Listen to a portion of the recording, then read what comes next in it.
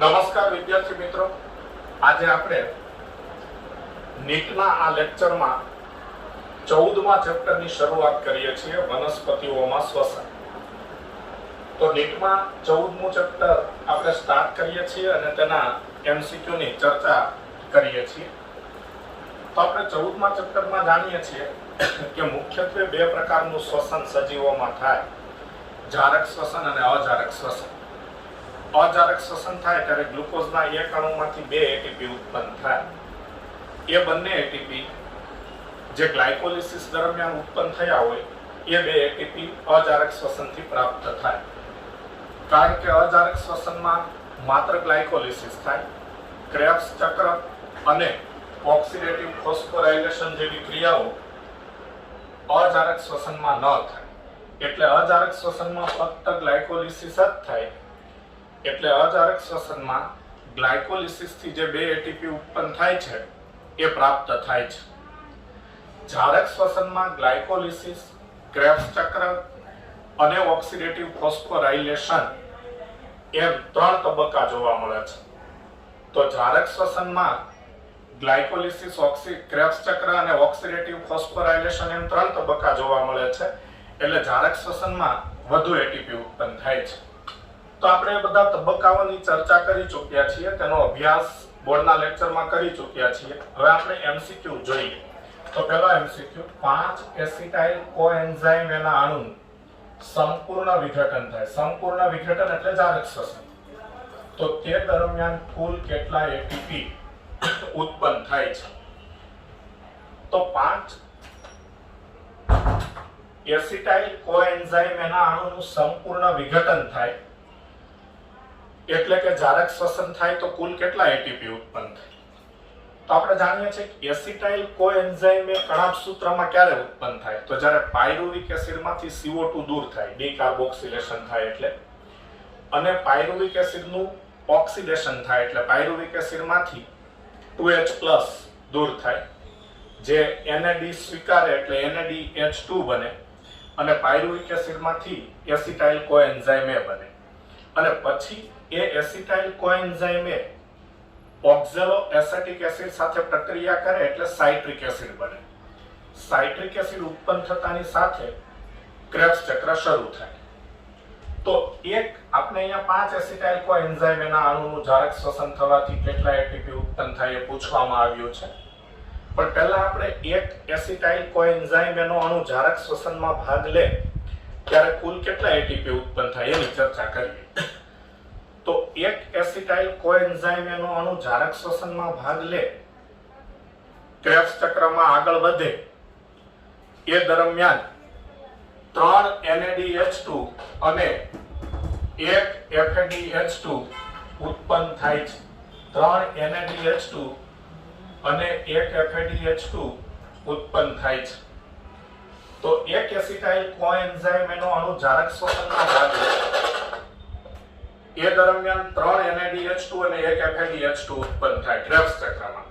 એ 3 NADH2 ક્યારે ઉત્પન્ન થાય? તો 3 NADH2 માં પહેલો NADH2 છે આઇસોસાઇટ્રિક એસિડમાંથી ઓક્ઝેલો સક્સિલિક એસિડ બને ત્યારે, બીજો NADH2 છે આલ્ફા કીટોગ્લુટારિક એસિડમાંથી સક્સિલિક એસિડ બને ત્યારે, અને ત્રીજો NADH2 છે મેલિક એસિડમાંથી ઓક્ઝેલો એસેટિક એસિડ બને ત્યારે, જે તમે ક્રેબ્સ ચક્રની પ્રક્રિયાઓમાં જાણો છો. તો આ રીતે એક એસિટાઇલ કોએન્ઝાઇમ એનો અણુ જારક શ્વસન પૂરું કરે, ક્રેબ્સ ચક્ર પૂરું કરે, ત્યાં સુધીમાં 3 NADH2 ઉત્પન્ન થાય. હવે આ દરેક NADH2 ઓક્સિડેટિવ ફોસ્ફોરાયલેશનમાં ભાગ લે. એટલે NADH2 ના અણુ છે, NADH2 નું ઓક્સિડેટિવ ફોસ્ફોરાયલેશન થાય. ઓક્સિડેટિવ ફોસ્ફોરાયલેશન થાય. Oxidative phosphorylation. તો એક NADH2 ના અણુનું ઓક્સિડેટિવ ફોસ્ફોરાયલેશન થાય એટલે 3 એટીપી ઉત્પન્ન થાય. તો એવા 3 NADH2 ના અણુનું ઓક્સિડેટિવ ફોસ્ફોરાયલેશન થવાથી 3 NADH2 નું ઓક્સિડેટિવ ફોસ્ફોરાયલેશન થવાથી 3 × 3 ATP is equal to 9 ATP ઉત્પન્ન થાય. તો એક NADH2 ના અણુનું ઓક્સિડેટિવ ફોસ્ફોરાયલેશન થવાથી 3 એટીપી ઉત્પન્ન થાય. તો આવા 3 NADH2 ના અણુનું ઓક્સિડેટિવ ફોસ્ફોરાયલેશન થવાથી 3 ગુણ્યા 3 એટલે 9 એટીપી ઉત્પન્ન થાય. હવે સમગ્ર ક્રેબ્સ ચક્ર દરમિયાન એક વખત FADH2 ઉત્પન્ન થાય. જ્યારે સક્સિનિક એસિડ ફ્યુમેરિક એસિડમાં ફેરવાય ક્રેબ્સ ચક્રમાં ત્યારે એક FADH2 ઉત્પન્ન થાય. એ FADH2 નું ઓક્સિડેટિવ ફોસ્ફોરાયલેશન થવાથી 2 એટીપી ઉત્પન્ન થાય. 2 એટીપી. તો એક FADH2 ના અણુનું ઓક્સિડેટિવ ફોસ્ફોરાયલેશન થવાથી 2 એટીપી ઉત્પન્ન થાય. તો આ 9 એટીપી વત્તા 2 એટીપી એટલે 9 અને 2 11 કુલ 11 એટીપી ઉત્પન્ન થાય. કુલ 11 એટીપી ઉત્પન્ન થાય. એટલે એસિટાઇલ કોએન્ઝાઇમ એનો એક અણુ આખું ક્રેબ્સ ચક્ર પૂર્ણ કરે ત્યાં સુધીમાં 9 અને 2 11 એટીપી ઓક્સિડેટિવ ફોસ્ફોરાયલેશન થી એટલે કે ETS થી ઉત્પન્ન થાય. ઇલેક્ટ્રોન ટ્રાન્સપોર્ટ સિસ્ટમ થી ઉત્પન્ન થાય. પછી ક્રેબ્સ ચક્રમાં જ્યારે આલ્ફા કીટોગ્લુટારિક એસિડ એ સક્સિનિક એસિડમાં ફેરવાય ત્યારે કણાભ સૂત્રના આધારકમાં એક એટીપી ઉત્પન્ન થાય. હવે કણાભ સૂત્રના આધારકમાં એક એટીપી ઉત્પન્ન થાય તેને આધારક આધારિત ફોસ્ફોરાયલેશન દ્વારા ઉત્પન્ન થતો એટીપી કહેવાય. એટલે વત્તા એક એટીપી આધારક આધારિત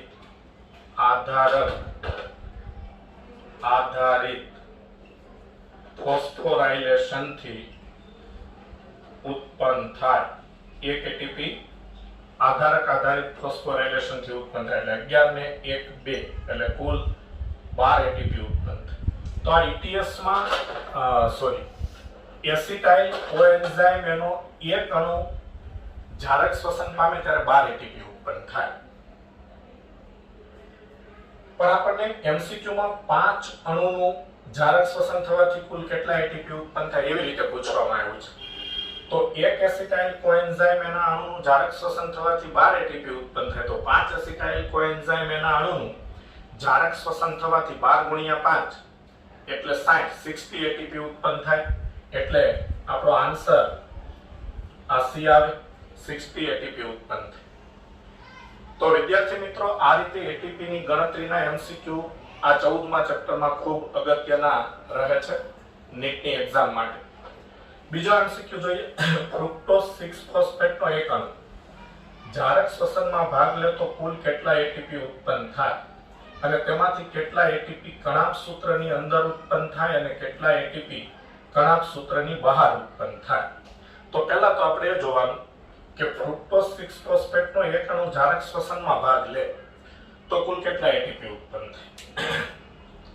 તો ફ્રુક્ટોઝ 6 ફોસ્ફેટ છે એ જારક શ્વસનમાં ગ્લાયકોલિસિસની નિપજ છે.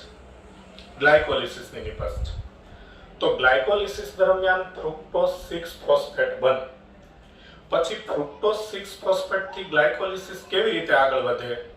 તો ફ્રુક્ટોઝ 6 ફોસ્ફેટની એક એટીપી સાથે પ્રક્રિયા થાય એટલે એટીપી માંથી એક ફોસ્ફેટ છૂટો પડે અને એટીપી માંથી છૂટો પડેલો ફોસ્ફેટ એ ફ્રુક્ટોઝ 6 ફોસ્ફેટ સાથે જોડાય એટલે ફ્રુક્ટોઝ 1,6 બાયફોસ્ફેટ બને અને ત્યાં એક એટીપી વપરાય. પછી ફ્રુક્ટોઝ 1,6 બાયફોસ્ફેટ નું DHAP અને PGAL માં રૂપાંતર થાય. પછી DHAP PGAL માં ફેરવાઈને PGAL ના બે અણુ પ્રાપ્ત થઈને પછી ગ્લાયકોલિસિસની આગળની બધી જ પ્રક્રિયાઓ બબે વખત થાય કારણ કે PGAL ના બે અણુ પ્રાપ્ત થાય જે આપણે આગળ ભણી ચૂકેલા છીએ. તો PGAL માંથી 1,3 બાયફોસ્ફોગ્લિસરિક એસિડ બને ત્યારે NADH2 બને. ત્યાર પછી 1,3 બાયફોસ્ફોગ્લિસરિક એસિડ માંથી 3 ફોસ્ફોગ્લિસરિક એસિડ બને ત્યારે એક એટીપી બને. પછી ફોસ્ફોઇનોલ પાયરુવિક એસિડ માંથી પાયરુવિક એસિડ બને ત્યારે એક એટીપી બને.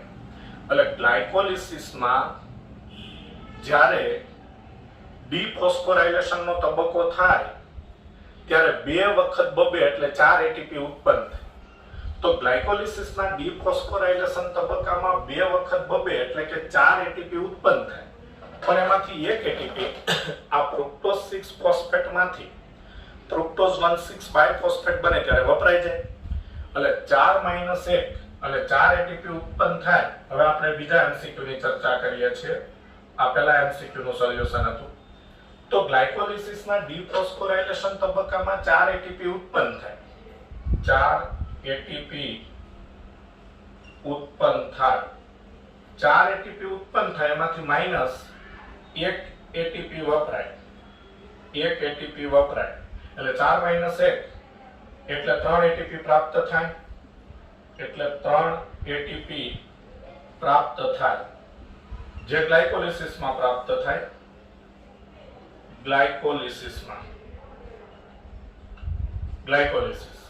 તો ગ્લાયકોલિસિસમાં 3 એટીપી પ્રાપ્ત થાય જ્યારે ફ્રુક્ટોઝ 6 ફોસ્ફેટનો એક અણુ ભાગ લે ત્યારે.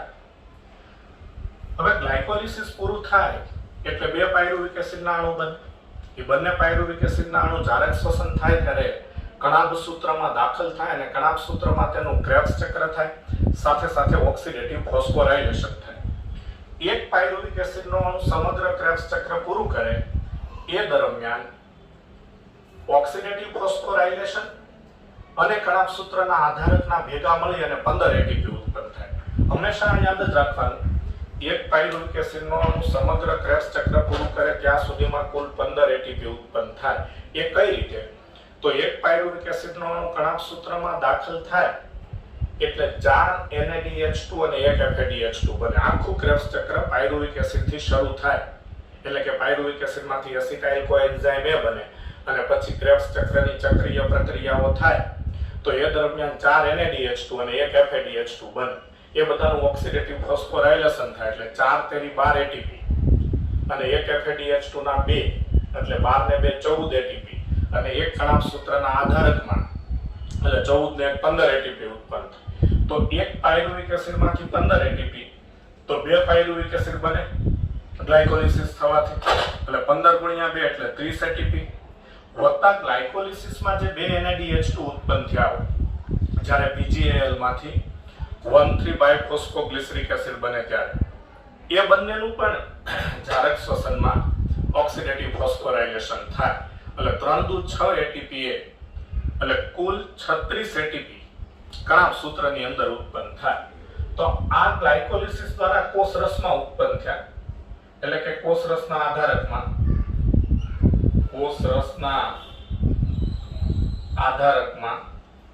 એટલે કણાભ સૂત્રની બહાર કોષરસના આધારકમાં આ ઉત્પન્ન થયા એટલે કણાભ સૂત્રની બહાર ઉત્પન્ન. તો આજે આપણે 3 એટીપી ની ગણતરી કરી એ કોષરસના આધારકમાં ઉત્પન્ન થયા. બરાબર? એટલે આ કણાભ સૂત્રની બહાર ઉત્પન્ન થયા. કણાભ સૂત્રમાં કેટલા ઉત્પન્ન થયા આપણે ગણતરી કરી લીધી છે. તો કણાભ સૂત્રમાં 36 એટીપી ઉત્પન્ન છે. તો 36 એટીપી કણાભ સૂત્રમાં અને 3 એટીપી ગ્લાયકોલિસિસ દરમિયાન કોષરસમાં એટલે કે કણાભ સૂત્રની બહાર. એટલે 3 અને 36 એટલે કુલ 39 એટીપી. કુલ 39 એટીપી. એમાં કણાભ સૂત્રમાં 36 અને કણાભ સૂત્રની બહાર 3 એટીપી. એટલે 36 કણાભ સૂત્રની કુલ 39, કણાભ સૂત્રની અંદર 36 અને કણાભ સૂત્રની બહાર 3 એટલે આન્સર બી. PGAL ના 6 અણુનું જારક શ્વસન થવાથી કેટલા એટીપી ઉત્પન્ન થાય? હવે PGAL ના 6 અણુનું જારક શ્વસન થવાથી કેટલા એટીપી ઉત્પન્ન થાય આપણને પૂછેલું છે.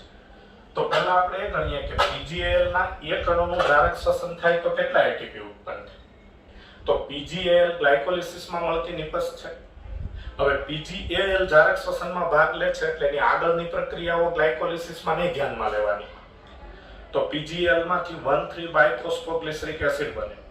છેલ્લે પાયરુવિક એસિડ બને ત્યારે 2 વખત બબે એટલે કે એક અણુ છે અહીં એટલે કુલ 2 એટીપી ઉત્પન્ન થાય. પેલો 1,3 બાયફોસ્ફોગ્લિસરિક એસિડ 3 ફોસ્ફોગ્લિસરિક એસિડમાં ફેરવાય ત્યારે 1 એટીપી ઉત્પન્ન થાય અને PEP પાયરુવિક એસિડમાં ફેરવાય ત્યારે 1 એટીપી ઉત્પન્ન થાય એટલે 2 એટીપી આવે. પછી PGAL 1,3 બાયફોસ્ફોગ્લિસરિક એસિડમાં ફેરવાય ત્યારે 1 NADH2 બને. એનું ઓક્સિડેટિવ ફોસ્ફોરાઇલેશન થવાથી 3 એટીપી બને. એટલે 3 અને 2 15 પછી એક પાયરુવિક એસિડનો અણુ આખું ક્રેબ્સ ચક્ર પૂરું કરે એટલે કુલ 15 એટીપી ઉત્પન્ન થાય. તો 3 અને 2 5 પેલા ગ્લાયકોલિસિસના એટીપી 5 અને પછી એક પાયરુવિક એસિડનો અણુ આખું ક્રેબ્સ ચક્ર પૂરું કરે એટલે 15 એટલે 15 અને 5 20. કદાચ આગળ હું ગ્લાયકોલિસિસના 15 બોલેલો તો 15 નહીં 5. 3 NADH2 ના એક અણુનું ઓક્સિડેટિવ ફોસ્ફોરાયલેશન થવાથી અને 2 એટીપી ગ્લાયકોલિસિસ દરમિયાન ડીફોસ્ફોરાયલેશનના તબક્કામાં ઉત્પન્ન થાય એટલે 3 અને 2 5 ગ્લાયકોલિસિસના અને એક પાયરુવિક એસિડનો અણુ આખું ક્રેબ્સ ચક્ર પૂરું કરે એટલે 15 અને 5 20. તો 20 એટીપી 20 એટીપી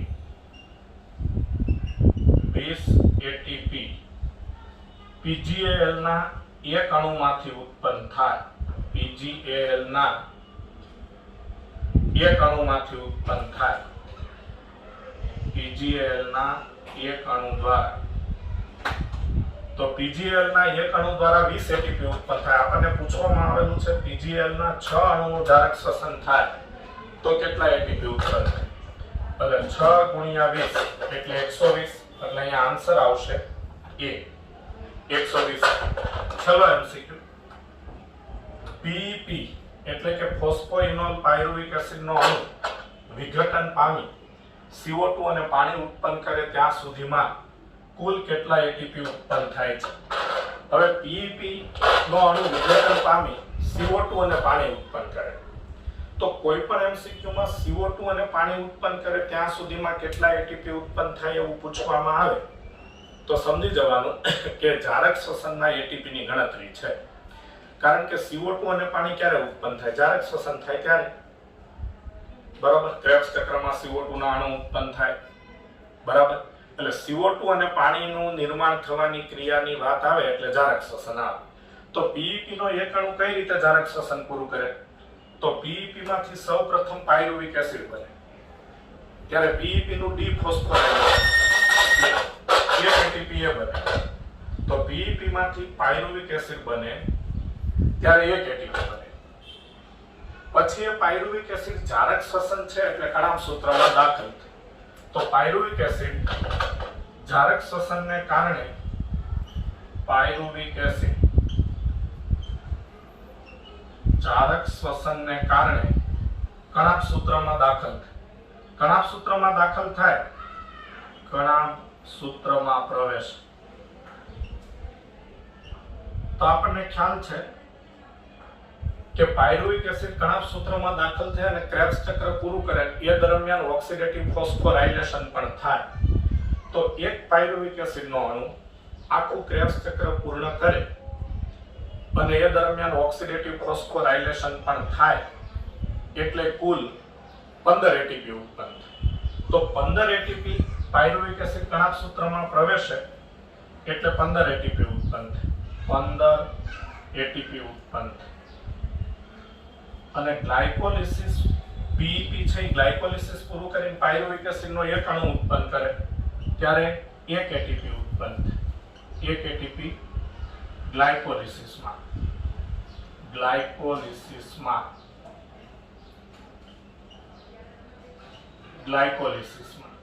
એટલે 15 અને 1 16 એટલે 16 એટીપી કુલ ઉત્પન્ન થાય. તો સૌ પહેલા આ PEP નો અણુ વિઘટન પામી CO2 પાણી ઉત્પન્ન કરે ત્યાં સુધીમાં કુલ કેટલા એટીપી ઉત્પન્ન થાય? તો પહેલા 1 એટીપી ગ્લાયકોલિસિસનું અને 15 એટીપી ક્રેબ્સ ચક્રના એટલે 16 એટીપી. અને અહીંયા પણ આન્સર આવશે A. તો આજના આ લેક્ચરની 14મા ચેપ્ટરની ચર્ચા આપણે પૂર્ણ કરીએ છીએ અને આગળના MCQ ની ચર્ચા આવતા લેક્ચરમાં કરીશું.